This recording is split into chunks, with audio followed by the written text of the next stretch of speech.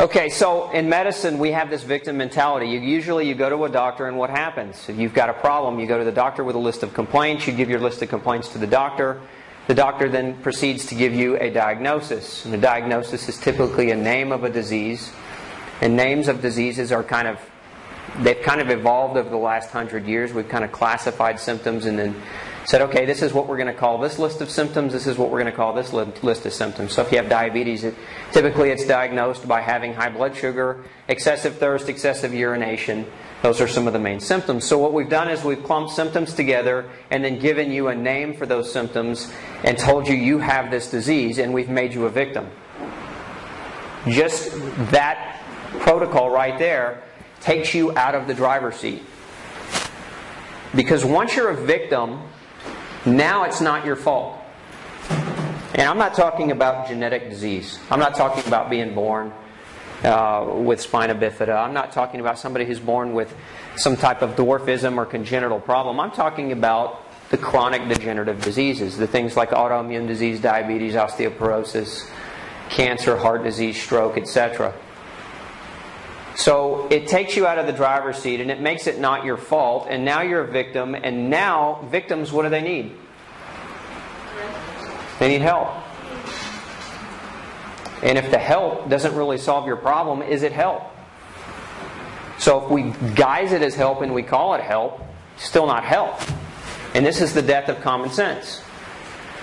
Because how can you expect to go to the doctor, get a diagnosis of a disease, be told that you need to take this drug for the rest of your life and you just have to deal with it, and that's okay? Well, where did the disease come from? Why do I have this disease? What can I do to make this disease go away other than take this drug that my body doesn't really recognize? So we want to move away from a victim mentality, and we want to take our power back, and we want to become advocates for ourselves. We want to become a warrior. This is what I call a gluten-free warrior, for those of you who are gluten-free. Is somebody who realizes that although they may have a condition or a disease, that they are empowered, and all they have to do is apply these 7 principles, and they will have the power to restore their health without the need for a bunch of intervention that doesn't work, that just masks the problem even further.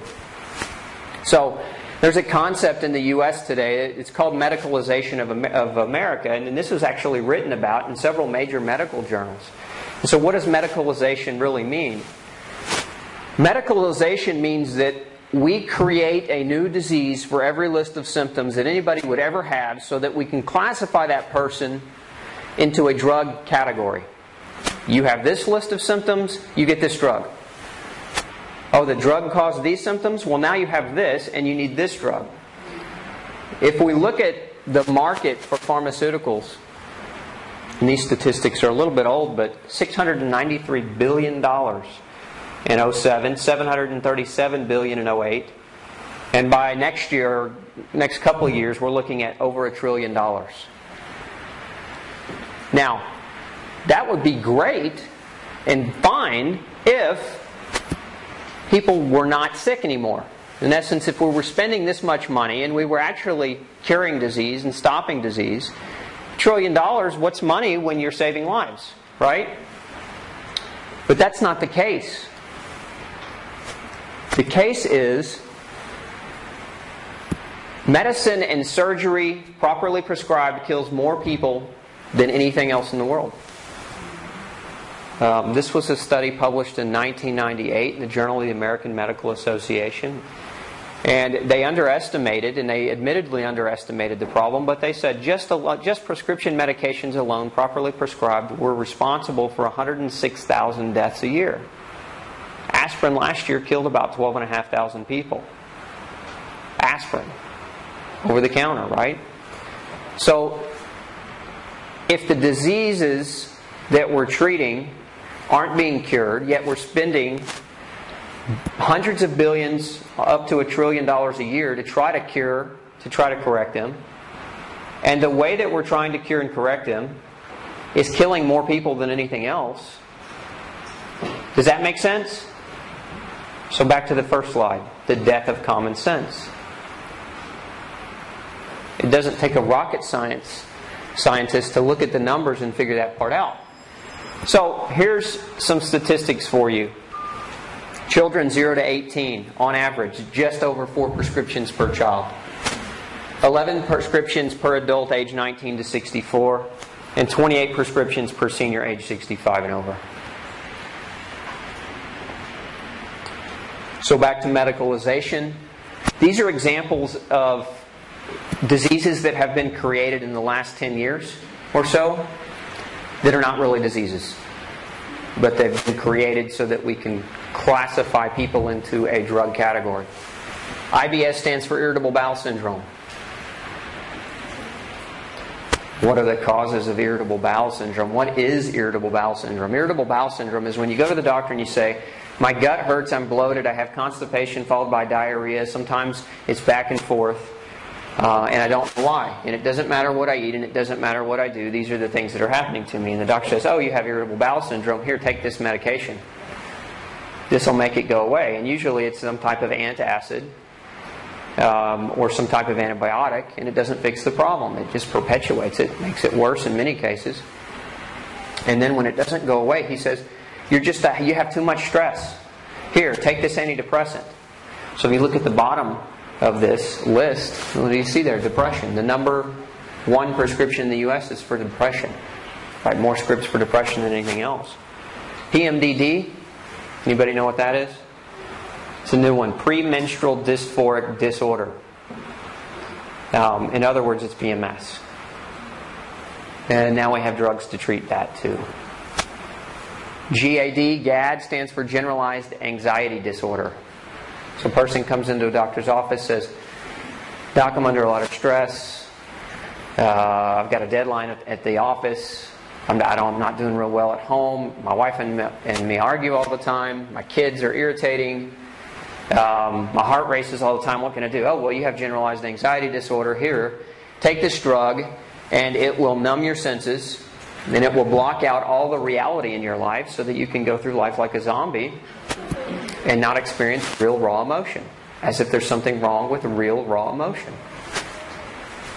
And then, of course, depression. Then depression, it's one thing if a person is going to commit suicide, right? And we have depression to that degree. It's another thing if somebody is just generally not very happy for a list of different reasons, and they're all self-induced. So, for example, an easy example of what can cause depression is wake up every morning, have a couple of cups of coffee, watch the news, okay? Right? Because the news is depressing. Go to work, to a job that you don't like, but first you have to commute in traffic that you hate. And you sit at a desk for 8 hours under an artificial light source, so you can't make any melatonin. Melatonin makes you happy. And then when you get home, you don't exercise. You maybe stop by a fast food restaurant at lunch. Maybe you have a horrible dinner. And you don't do any exercise. And you don't go outside at all. Yeah, you're going to be depressed. That's depressing. Just the thought of all that, right? That's the death of common sense. Because you could very easily look at your life and self-analyze and come to the conclusion that if maybe I changed some of the things that I do on a daily basis, that I wouldn't be so darn depressed. Doesn't require Prozac. These are some quotes a good friend of mine sent to me from various other doctors and patients. And I wanted to put them up here because I think they kind of help to reestablish common sense. People spend half their life spending all of their health to acquire wealth, and the second half of their life spending more than their wealth trying to get their health back. Does that ring a bell? So you go through life trying to make ends meet, trying to get ahead, abusing yourself, abusing your family, abusing your kids. And I don't say that in a physical abuse. I say that as a neglect in terms of you do so much with work that you ignore everything else. And then once you finally get to a point where you can say, I'm there, your health is in the tank, and now you're at the doctor's office, you're on multiple medications. You're not going to get your health back that way, but you're going to spend a lot of money. The number one cause of bankruptcy and financial stress are costs related to health problems. So it's simple. your health your first investment. What do you mean organic food is too expensive? Your health is not a place to save money. You'll spend 10 times as much later at the hospital. One hospital emergency visit can run up to $20,000. How much whole food shopping will that get you?